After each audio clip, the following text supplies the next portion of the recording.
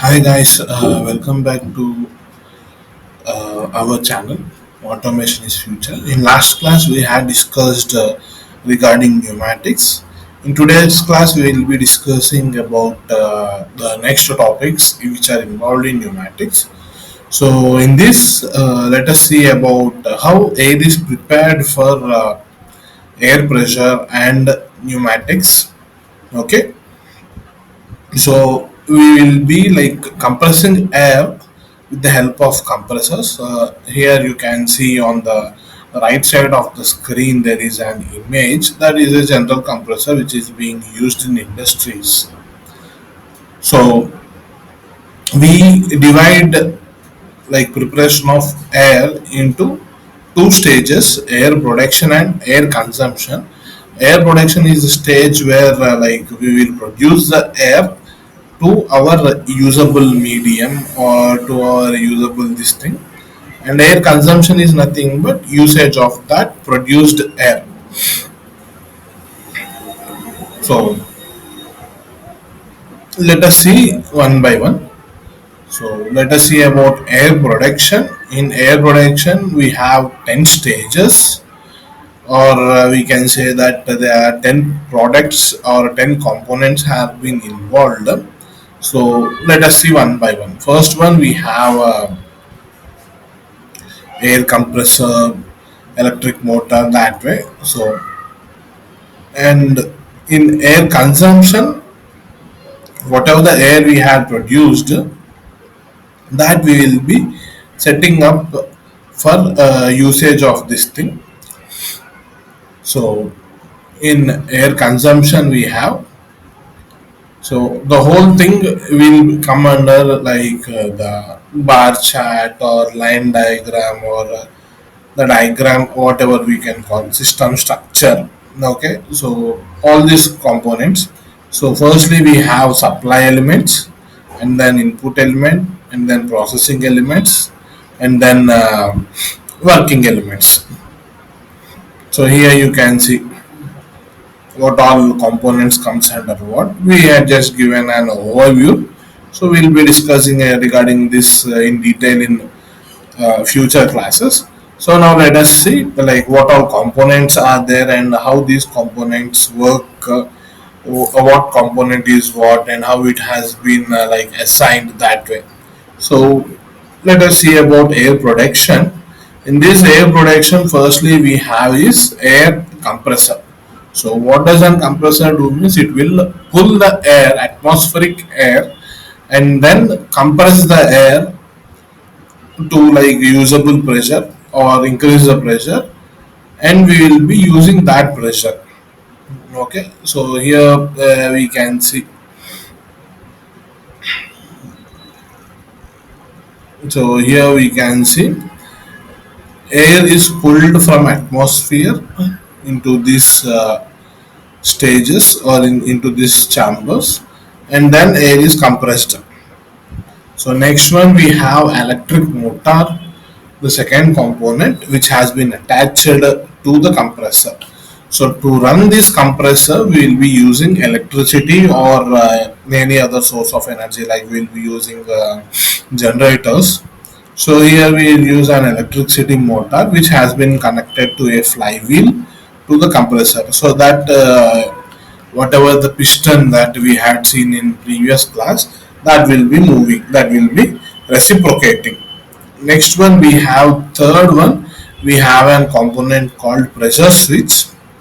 So pressure switch is nothing but it is the switch, or it is a sensor which has been connected between our storage tank and motor.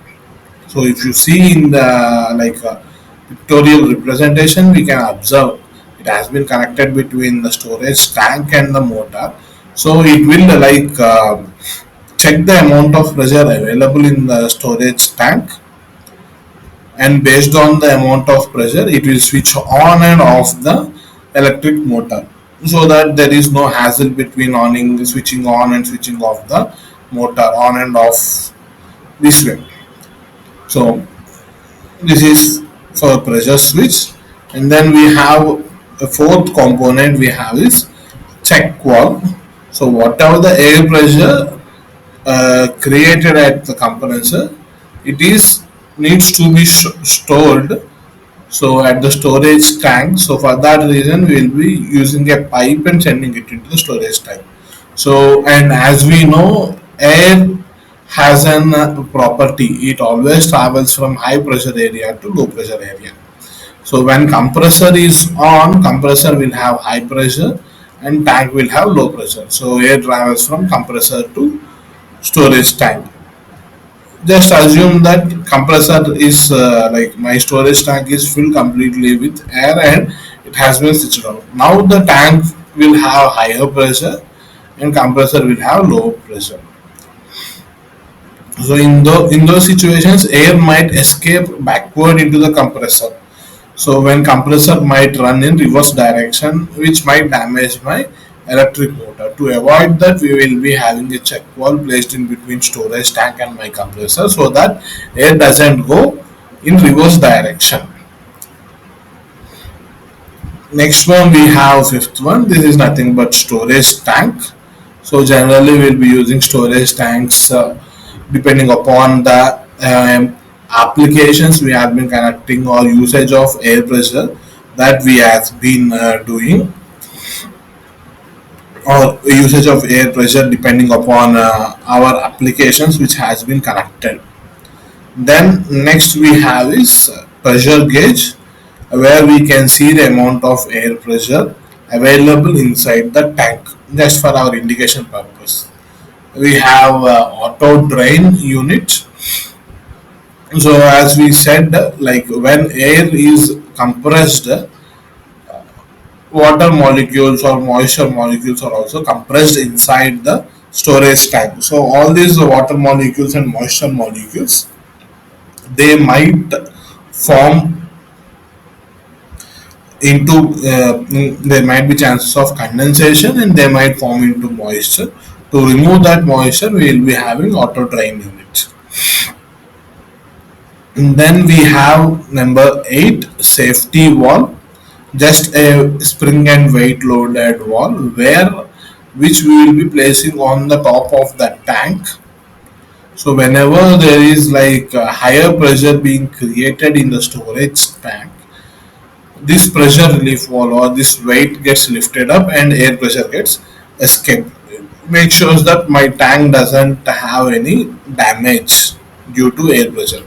Then next component we have is air dryer. So as we said, there are chances of moisture formation. To remove that moisture, we'll be using dryers furtherly, so that air doesn't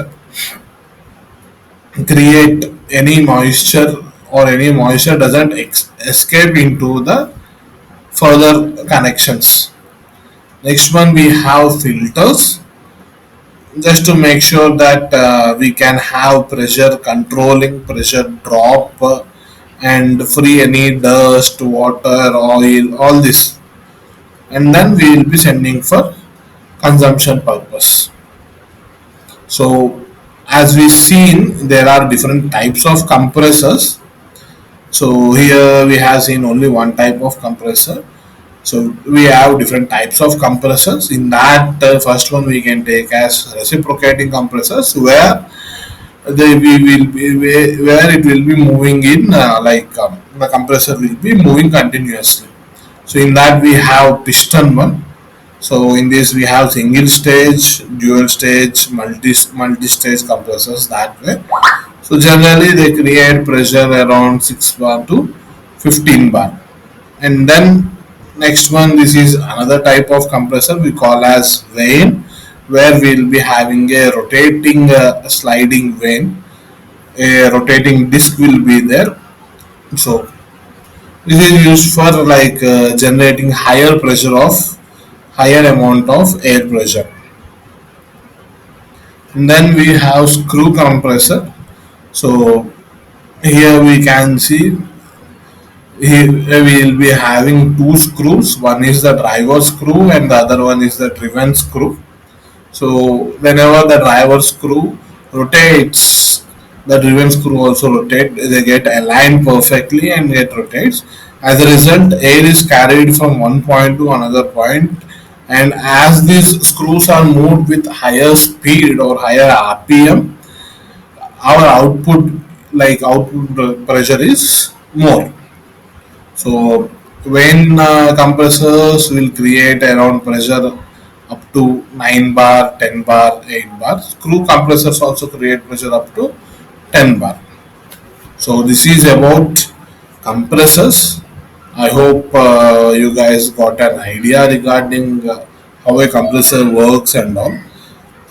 Thank you guys. Thank you for watching the video. Don't forget to like, share and subscribe to Automation is Future.